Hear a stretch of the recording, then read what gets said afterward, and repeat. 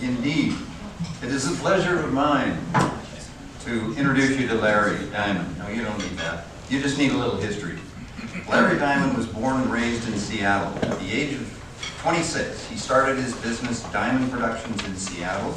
At the age of 56, he sold Diamond Productions and retired.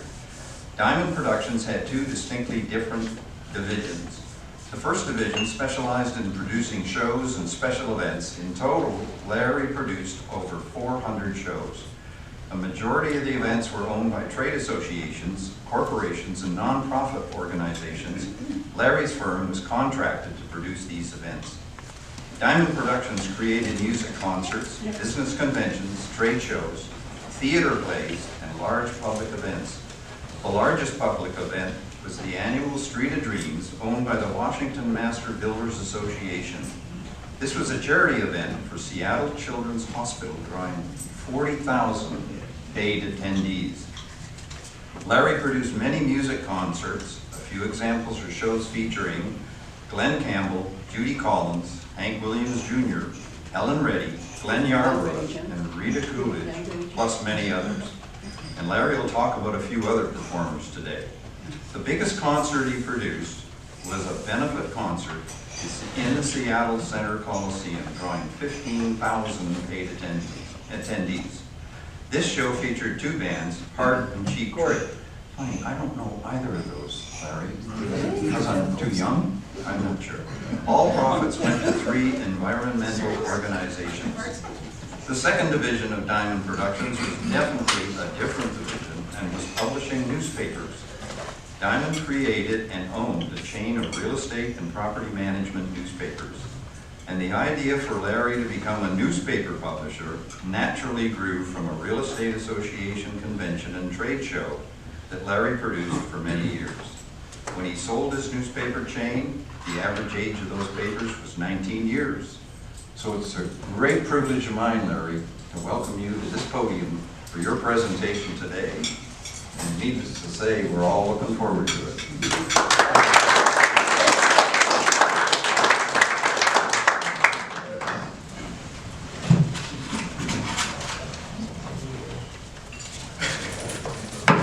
Somehow it's kind of funny looking at you from this perspective.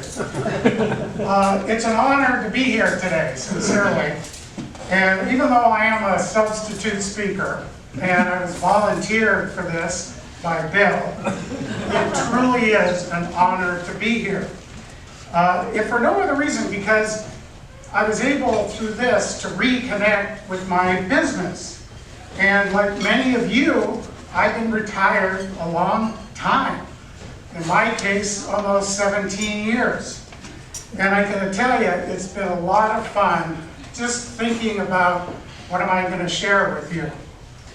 By the way, this is the first time I've ever given this speech, so bear with me.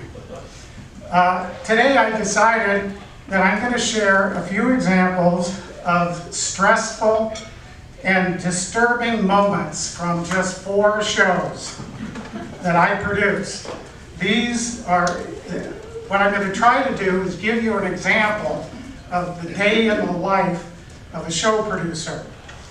And like all of you who have interesting and unusual stories about your career, what I'm going to do is I'm going to pull back the curtain just a little bit on concert promotion and give you some insight into some of the bumps of producing shows. By the way, I chose these 4 shows just because I like them. Also, every one of these shows was produced before the internet, iPhones, and computers.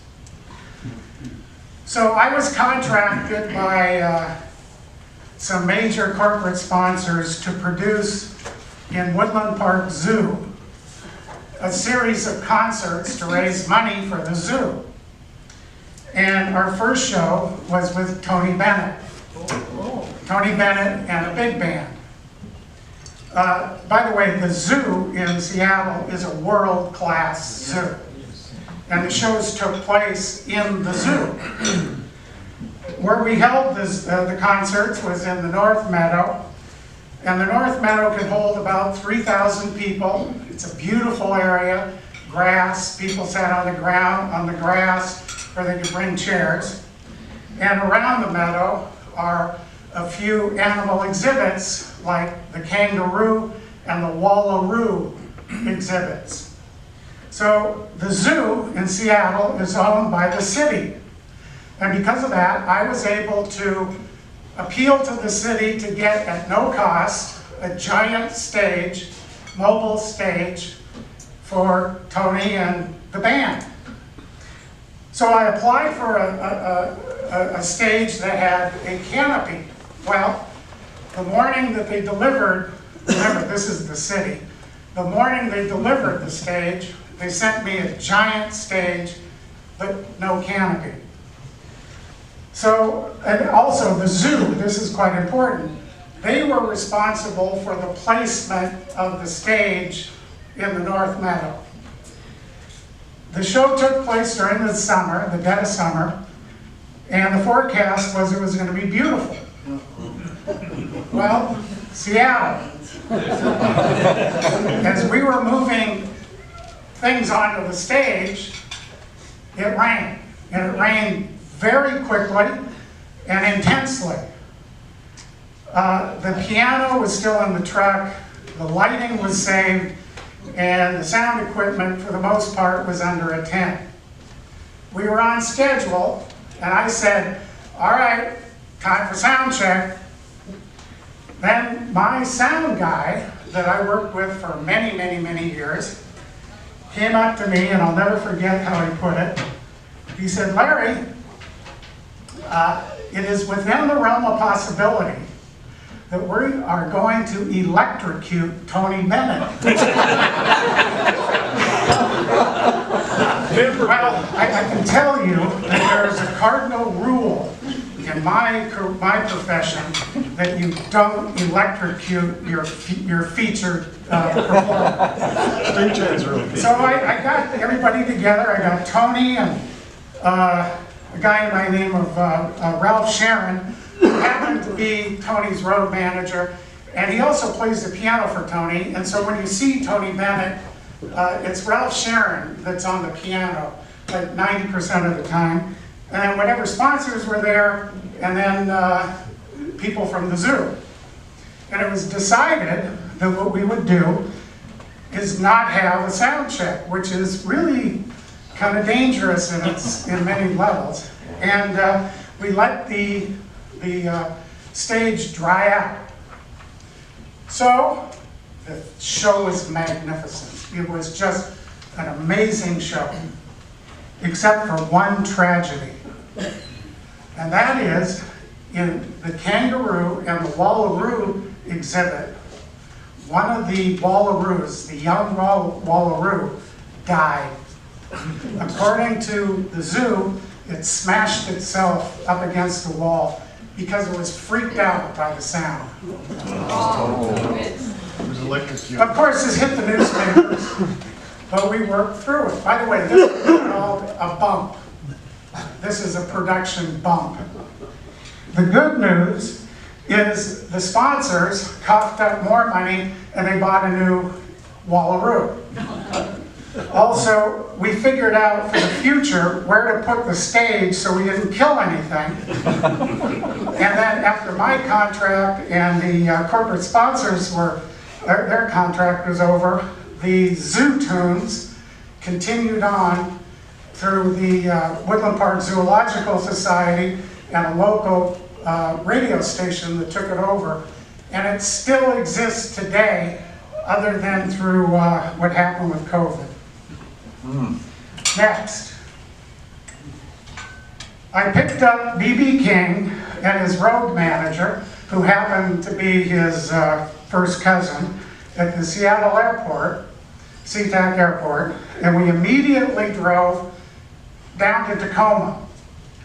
I had scheduled an appointment at a local radio station in Tacoma, and they specialized, their format was the blues. So, now once again, no cell phones. By the way, the show itself is taking place in Seattle at the Paramount Theater, which is in downtown Seattle. So I'm sitting there waiting for the interview to be over. Someone, Rocky from my office, called the radio station, and they said, they told me, Larry, one of King's vans that was parked in the city has disappeared. Stolen. We don't know really what happened. But what's scary is Lucille is in that van. Lucille has disappeared. How many people know who Lucille is? Oh, yeah.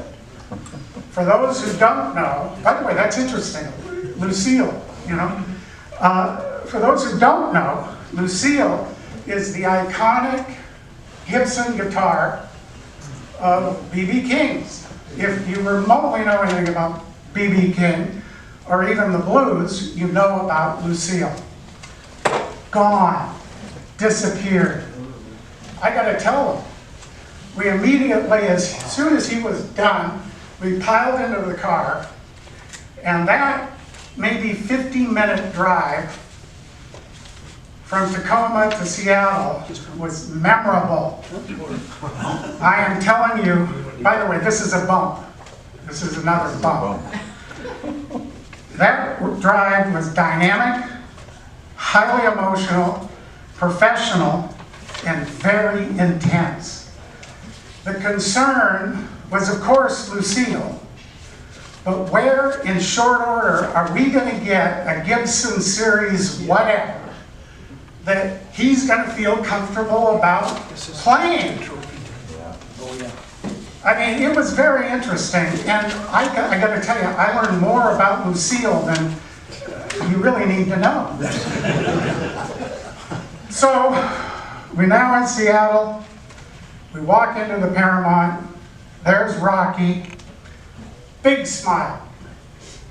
And he figured out he hadn't gotten Lucille back. He thinks he knows where Lucille is, but he had figured out very simply the van had been towed away.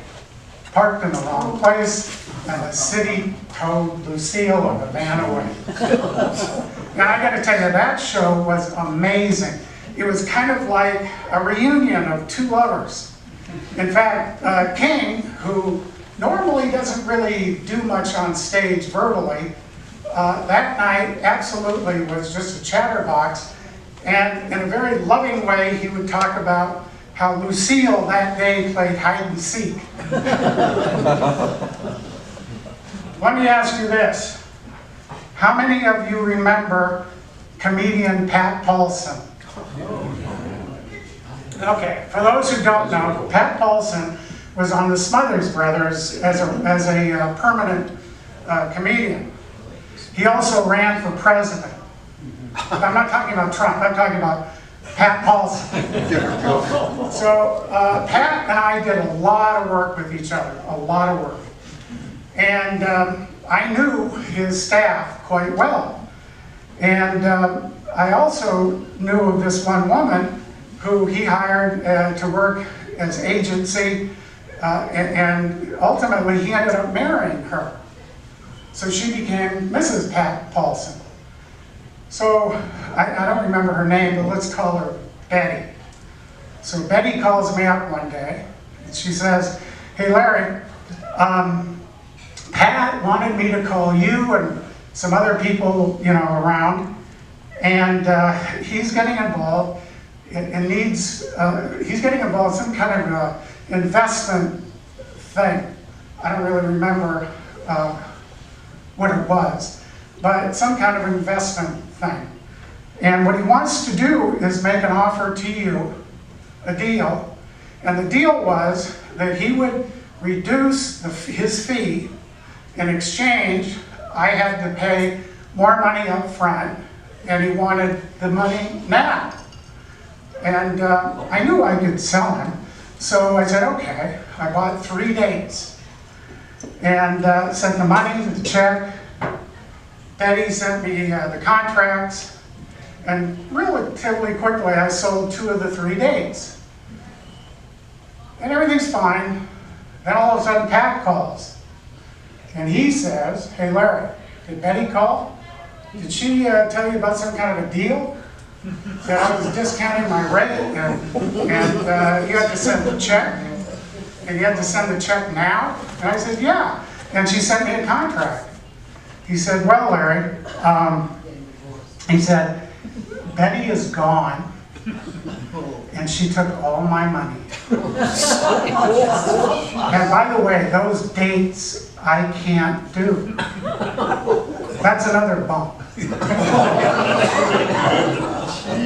So, interestingly, not too long after that, he called me back. He said, you know, Larry, he said, I'm going to honor those dates, and he did. And I can tell you, he took a big, big loss. He also divorced Betty,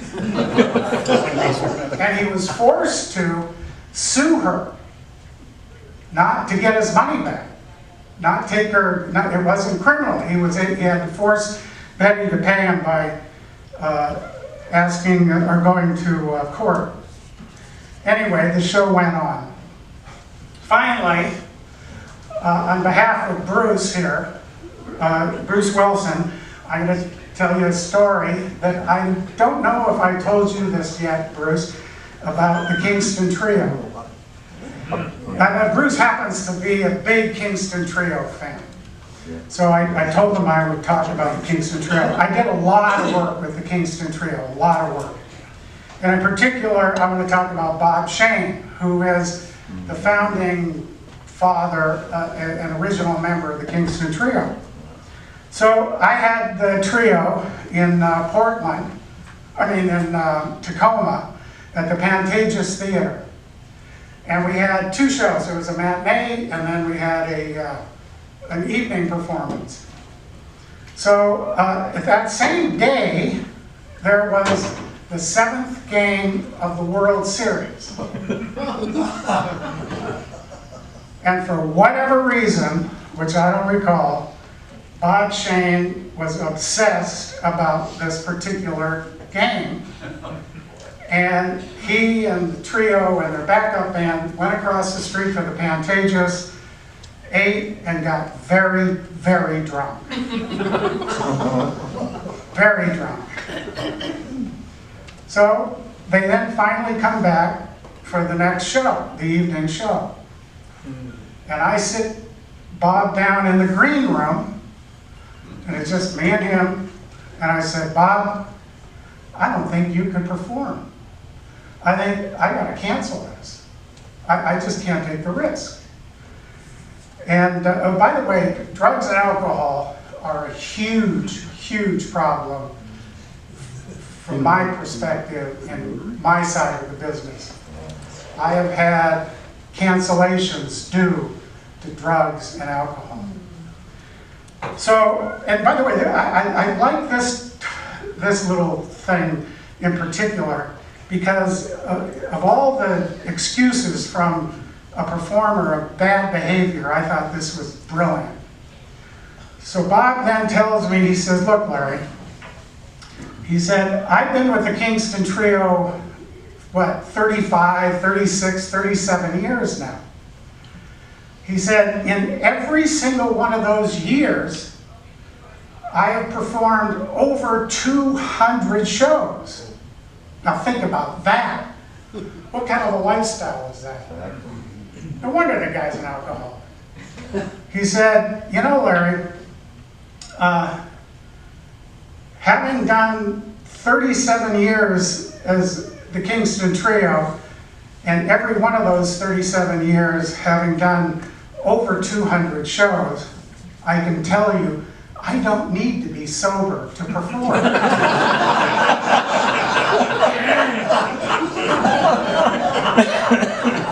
Well, I did. I said, okay. The show was okay. Nobody threw up. And nobody fell down. But I do bring this point to you. In your business, in your profession, in your career, what would happen if an independent contractor, which is what the Kingston Trio was to me, came to you to do their work, and in your mind, they were way, way too drunk to perform. How long would that person last? There is no business like show business. Okay, I have one more, and this is on behalf of Bruce Wilson again. Oh my God. He asked me, because I shared this with him, he said, Larry, when you give your talk, please do this. So, how many here know or have heard of the term the green room? Okay, well, I asked for this. Okay, the green room. So the green room is a little room next to the stage.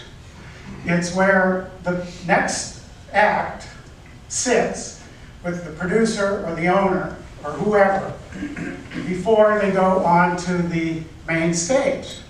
That's what the green room is functionally. So how it got the name the green room is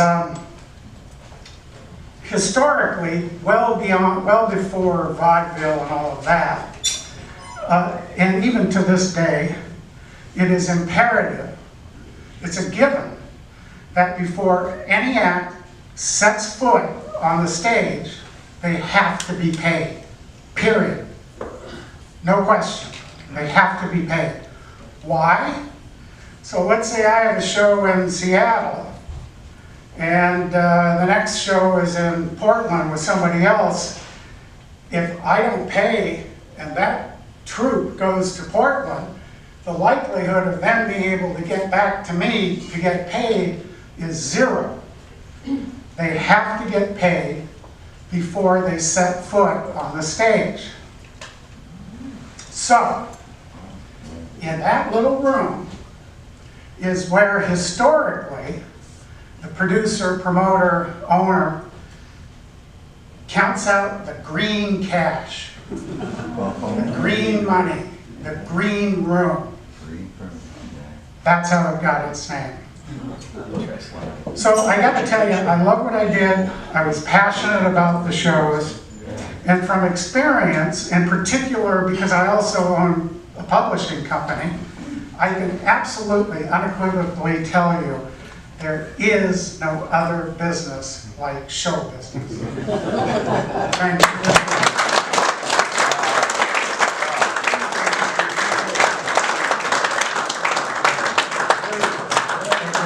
Get Bill to come up and thank Larry. Well, first of all, does anybody have any questions for Larry? Was that all in dollars, and if you got paid instead of 10 to 20? Well, no, you mean nowadays? No, but they do get paid before they go on, yeah. No, but in dollar bills? Oh, yeah, they just counted out cash, green money. I mean, they wouldn't take checks and notes back then, no. You got $100 It bills? didn't matter what it was green money. Yeah.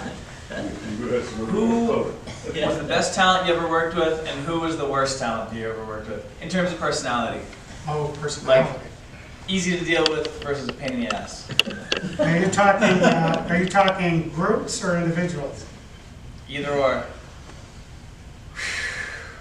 Well, the person that I admired and liked the most was Helen Reddy. She was extraordinary. We got along. I also booked her as a speaker, not just as a performer. I did a lot of work with her. As an individual, I really did not get along at all with Rita Coolidge. That was instantaneous. It was like immediate. In fact, what happened was I went to go pick her up, and I was with somebody in my office. One of the most nerve-wracking moments for a guy like me is having the act appear and be there. Well, I was picking her up at the airport, so I knew she was on the plane. So, at first class, she didn't get off. Where the hell's Rita? The entire plane was, and all of a sudden we noticed this bag lady sitting over here, and we're thinking, I mean, I know what Rita Coolidge looked like. and that was her. And from that moment on, because I was nervous that she wasn't there, you know, okay. Plus, it got worse from that, you know. Part of it was I bought the wrong act. She was the wrong act. The show was okay. We didn't make much money, but anyway, Rita Coolidge. What's his name? Hank Williams Jr. I mean, if you think Bob Shane's tough, ain't nothing, you know. Hank Williams Jr. was very different. The group I enjoyed the most was the Brothers Four. Oh yeah. And that was really because I worked with them, they're from Seattle. And, you know, they were just a constant for me, so I got to know them. Great. Yeah. Yeah.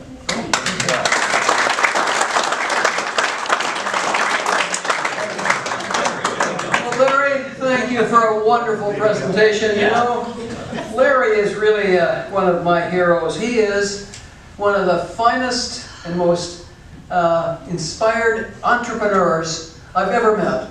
He created a production company, he created 4 or 5 newspapers, and he started when he was 26 years old. He's just a fantastic entrepreneur. Larry, you've given us a great lesson in stress management. You've also given me an idea. I'm going through a divorce, and how do you sue to get your money back? Larry, thank you. We're privileged to have you as a member. Thank you very much.